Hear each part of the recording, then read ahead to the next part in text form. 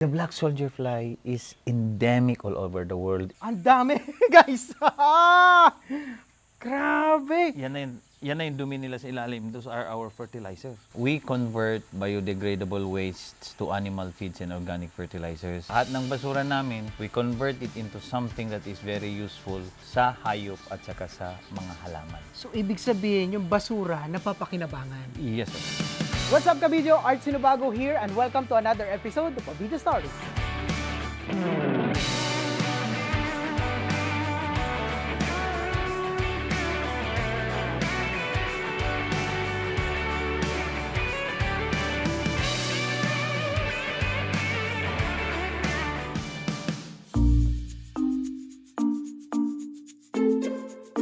What's up mga kabidyo? Kamusta po kayo? For today's video, nandito pa rin tayo sa Balongaw, Pangasinan na kung saan atin naman bibisitahin ang isang farm patungkol sa black soldier fly.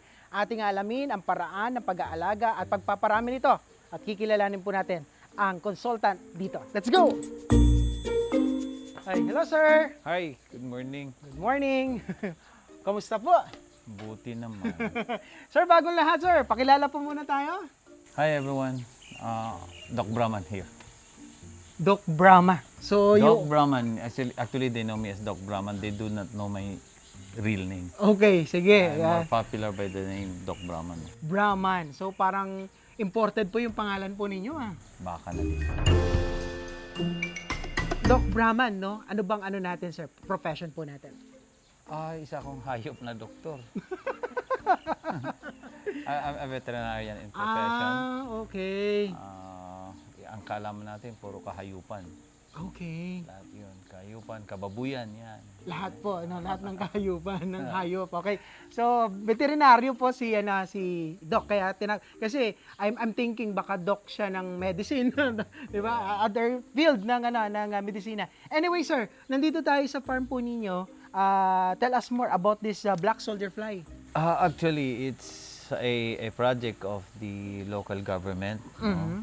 Na we convert biodegradable wastes to animal feeds and organic fertilizers. Okay. So ito po yung ano ng DNR, EMB na circular economy. So meaning, Okay. lahat ng basura namin, we convert it into something that is very useful sa hayop at saka sa mga halaman. So, ibig sabihin, yung basura, napapakinabangan. Yes, sir. So, in particular, sir, anong mga basura to? Ito ba yung mga biodegradable? Ito ho yung nabubulok within ours. Kasi we also have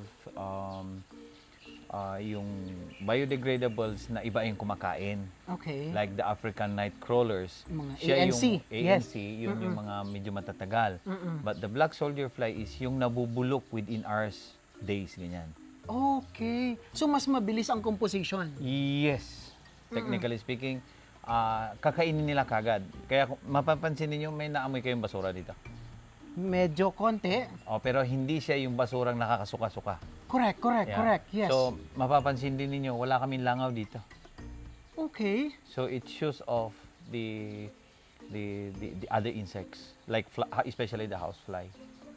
Minsan dito na kami kumakain eh. Okay, guys, no? Though, pansin nga natin, actually, we are seeing dead rooster. Ayan, no? So, kung titignan ninyo, sir, ang daming bulate. Yeah, yan na mismo yung black soldier fly larva mo. Okay. So, ito na yung mga larva. Kinakain nila kasi nabubulok na yan eh. Okay. Ito kasi yung sistema rin. The reason why, di ba, kung mapapansin natin ang ano ng EMB ngayon, na hindi tayo pwedeng gumawa ng landfill na basta-basta. Okay. So, meaning, dito sa atin, wala na ho itong landfill kasi wala na siyang leachate Correct. na mapapalabas. Pag Yes. ganyan niya, wala na. Siguro within tomorrow, buto na yan. Ganon kabilis. Yeah. Okay. Sige, sir. Ano ba tawag natin dito? Flatbed?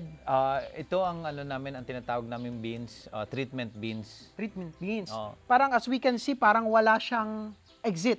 Wala ho. Kaya kung makikita nyo, kahit na tubig yan, wala na rin siyang tubig. Okay. Di ba sa basura, pag nabubulok yan, merong dagta na papasok. Papasok, sa which ilalim. is yun ang Cliche. nakakalason. Yeah, those are the ones that contaminates our waterbed Correct. sa lupa. Yes, Dito, yes. wala kang contamination dyan. Okay. Sir, how could we start like this, sir, no? Ano bang composition ng nilalagay niyo dito aside yung mga waste natin? Itong mga larva na tinatawag natin mga black soldier fly, maliliit lang yan nung pinakawalan niyo po dito? Yeah, actually meron tayo din. I will show you, no? But the ones that we have here are already the adults. Okay. And then makikita nyo kasi ang design din ng flooring nito magkaiba doon sa titingnan natin mamaya. Kasi these are all for breeding kasi. Ito na dito. Okay. So, ibig sabihin, itong mga larvae na namin ito, pinapa-mature na namin para lalagay namin doon sa mga net namin. We call it the love nest. Okay. Kumbaga sa tao, sogo. Pagawaan. Pagawaan. Ayan, parang breeding area nila. So ito sir, parang we can see parang yung mga damo-damo. Okay. Actually, mga ano na yan. Yan yung mga gulay-gulay. Talaga? Yan na yung hindi nila nakakain kasi ang nakakain nila is yung talagang nabubulok. Actually, mga ano to, yung mga gulay na yan na. Okay. Tapos sir, nilalagyan niyo pa po ba dito ng lupa or No, hindi na. no need? No need. Okay. Yung tainan nila kasi, yung dumi nila is already, yung kung baga sa African is the vermicast. Okay, yes. We call it frass. Frass. Yeah. Okay. Yun na yung abono natin. Okay. Sir, yung ganitong setup natin, no? So, how long or how many days bago natin i-harvest? Okay, ganito. These ones, umaabot kami ng 30 to 40 days. Okay. Kasi intayin namin silang aakyat ito. Mga mature na yung mga yan. So, dito na sila. Yeah, aakyat sila rito. Okay. But the ones that we have there on the other side is 10 to 14 days lang we harvest them. Okay, in a form of fly na siya? No, Or larvae. Larvae pa rin. Larvae. Guys, I would like to highlight lang ha. Tignan ninyo, guys, okay? So, this is the larvae, okay? So, for how many days, nandyan siya, then kapag medyo matured na siya, Lalayas yan. lalaya siya, pupunta na siya dito. So, eto na siya, sir. Larvae pa rin ito. Yes, mga ano na yan, pupa na yung mga yan. Pupa. About to Okay. ano na yan, about to hatch yung mga yan. Okay. Sir, yung design na ito, talagang ganito yung ideal talaga. Para Yeah. at least hindi sila makaalis. Yes, kasi the design of this one is, on the technical aspect kasi nito, makikita mo kung sino yung magkakaedad. Okay. So, pag nandito sila within a day, alam mo sila lahat magkakaedad na yan. So, pag nilagay kasi natin doon sa love nest, dapat din yan sabay-sabay magpisa. Correct. So, there are so many ways to do it, but this is the one that I am, the best thing that I am using, best technique that I am using. Okay. Makikita mo to. Let's see. Ang dami, guys. Grabe. Yan na yung dumi nila sa ilalim. Those are our fertilizers. So, pag once na nagpiupa na lahat sila, alis na sila dyan, eto, gagamitin yun as fertilizer. Yes, yun yung ginagamit namin sa sorghum namin. Talaga. Walang tapon, guys. Yeah. Literal na dumi, napapakinabangan. Okay. Medyo sinerte kayo ng konti kasi hindi ko dala yung niluto kong chicharon. Meron akong chicharon nito. As in, nakakain po siya? Yeah. For human consumption? Yeah. Okay. Sir, may idea po ba kayo? Just a rough estimate, itong bed na ito, itong area na to, ilan ang laman yan? Okay. For now, ang nilalagay namin kasi dito is 60 grams of eggs. Okay. So, para mas malapit siya sa katotohanan is I do just times 3. Okay. So, 60 times 3 180 kilos kilos. na larvae ang lalabas. Ah, But you can go as high as times 5. okay. Kasi, depende ho yan sa pagkain eh. Very, very variable ang pagkain. Yes. So, kung meron kang alagang manok at binibigyan mo yan ng grower, pag naubos yan, pumunta ka ulit sa store, Bibili. the same content yung grower niya eh. Sa amin kasi, kung ano yung nakuha mong basura ngayon, definitely will not be the same basura tomorrow. Correct. So, it is very, very variable. So, ibig sabihin, basura na convert into Yeah, something useful. Ito kasi, kung titingnan nyo, malaki sana ang may tutulong nito in our food security din eh. the government has been importing So much. so much on fish meal. Okay. Ito katumbas ng fish meal ito eh. Mhm. So, kung meron pala tayong fish meal out of our garbage, bakit hindi na lang tayo, yun na lang ituro natin sa mga tao para pagkakapirahan pa nila ito. So, ibig sabihin, may potential ito, malaki. Yeah, this is 40 to 45 percent protein. Let's say, naituro natin sa mga kababayan natin, paano maging pera yan? For now, ito kasi, we are selling it sa fish pan sa Lingayen. Yes. So, we're selling it at around 30-35 pesos per kilo lang. Mura pa. Mura. Okay. Tapos, hindi niya kagaya ng pag nagpakain ka sa isda, when you give feeds kasi, alam naman natin maraming waste yan. Yes. Mga extenders. Yes. So, pag kumain si isda, kain ng kain ng kain, na-absorb na niya yung micro-ingredients niya, tatainan niya yung mga waste niya. This one, pag kinain mo yan, actually, hindi na, if you're feeding it with 3 kilos, hindi na 3 kilos na makakain mo eh. Mabubusog yung isda. Kasi kaya niyan tunawin lahat yung laman. Sobra This na. one. Walang tapon pa rin. No? This one. Ito, kakainin niya lahat yan. So, Okay. ibig sabihin, aantayin niyang magutom siya at wala na siyang ida-digest doon sa tiyan niya, Saka siya saka kakain kakain. Wow. So, we have a research on this. Mm-mm. Instead of feeding it 3 kilos, napapakain lang namin ng 2 kilos, 2.5 kilos Ng BSF. ng BSF. Galing, guys. So, may tipid ka na doon. 1 kilo na natipid mo. Yeah. How much is that, di ba? Sir, ano pa ba yung pwede nating makita dito? We will show you yung kung gaano sila kaliliit. Meron tayo. Ito, lahat kinain niya ito eh. Talaga? Instead na binaon namin sila, inano na lang namin. Sila din nag-consume dyan. Yeah. Yung ulo ng baka, kalabaw. Not only the ulo, the whole thing. Talaga. Imbis na ibabaon namin. Ano. Isang buo. Yeah. Kaya nga, ito actually, when I was with the Philippine Carabao Center, Yes. sabi nga nila, when I introduce it, saan nyo nilalagay yung, di ba napaprocess kayo ng may mga milk na sira? Yes. Tinatapon lang. Kung titingnan mo, yung milk na yun is napakagandang source ng pagkain ng mga maliliit nito. Oh. So, ibigay mo na lang dito. Walang tapon pa rin, guys. So, ngayon, pag may ano naman kayo, pag may namatayan kayo, ilagay na lang dito kasi ibabaon Ibaon. nyo. Correct. Now, we are also studying or making some adjustments kasi pati yung tae niya pwede dito.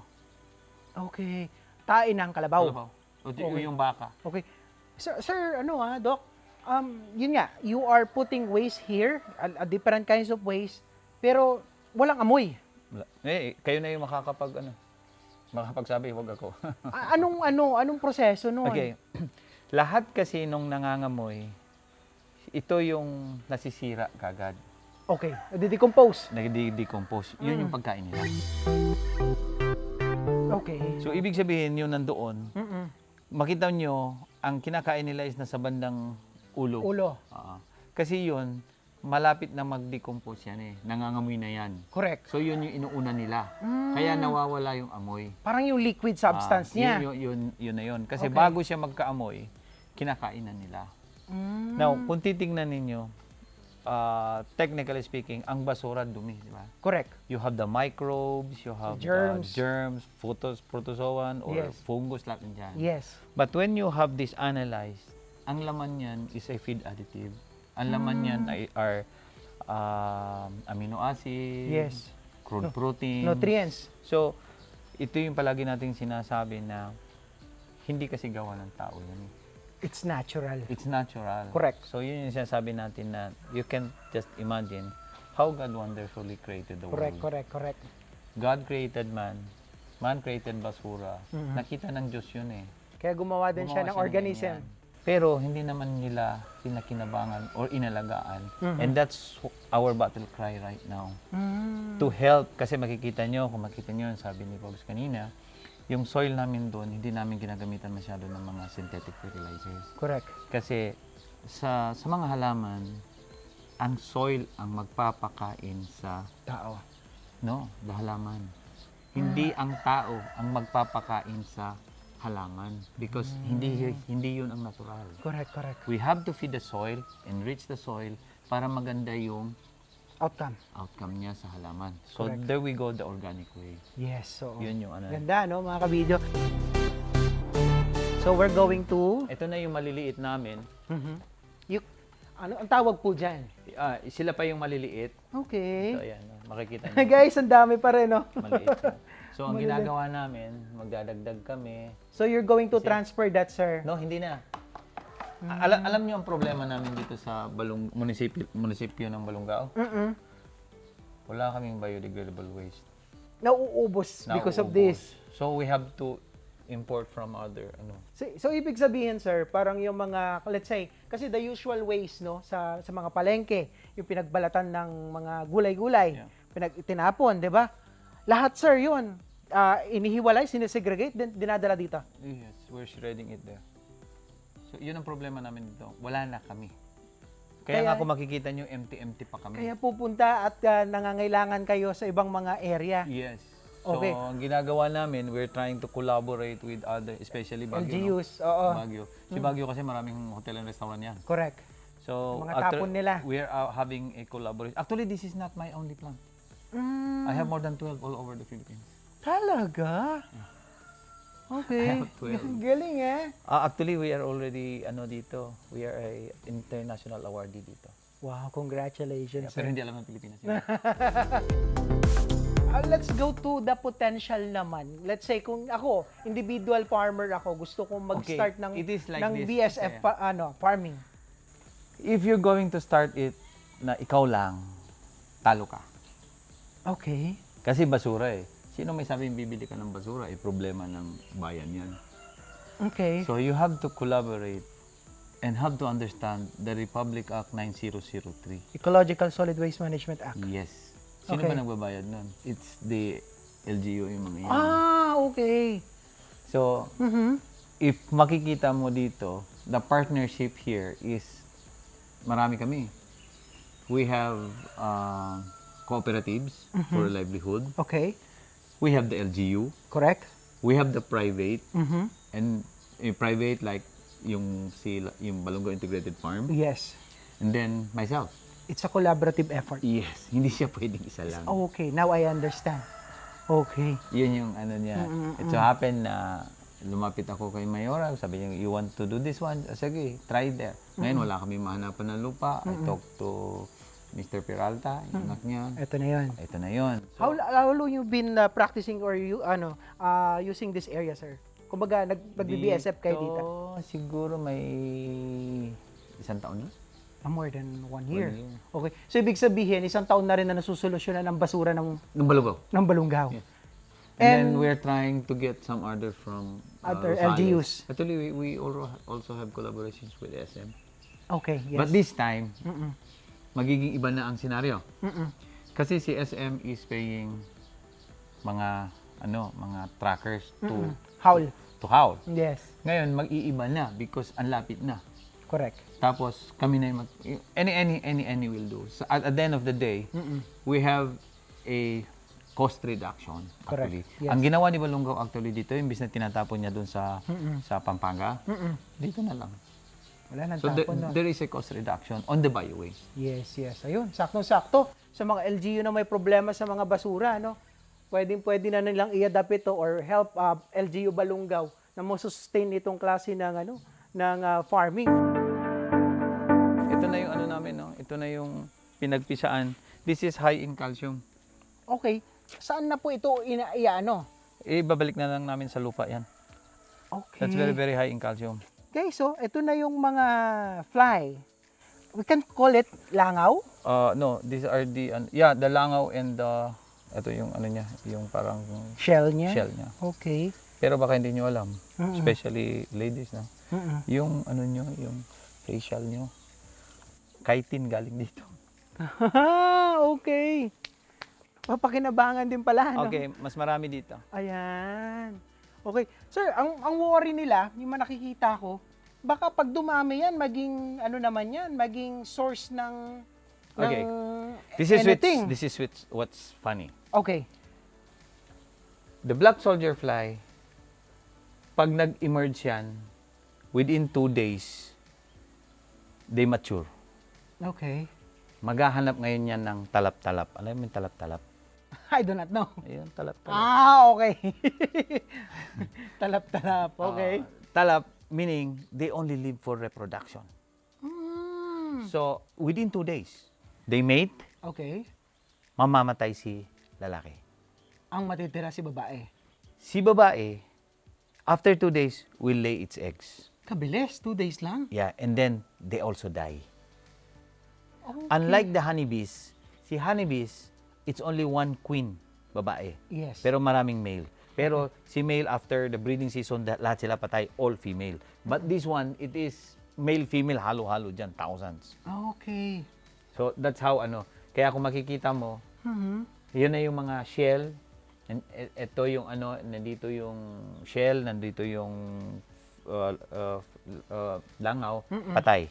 Where did you get the yung mga eggs nila? Dati I started from collecting from the wild. Okay. The black soldier fly is endemic all over the world except the North and the South Pole, which is very, very cold. So lahat meron. And ito, kahit pumasok ka diyan, wala silang pakialam sa iyo. Can we get a live fly? Yeah, sure. Dito sa kabila. Can we get?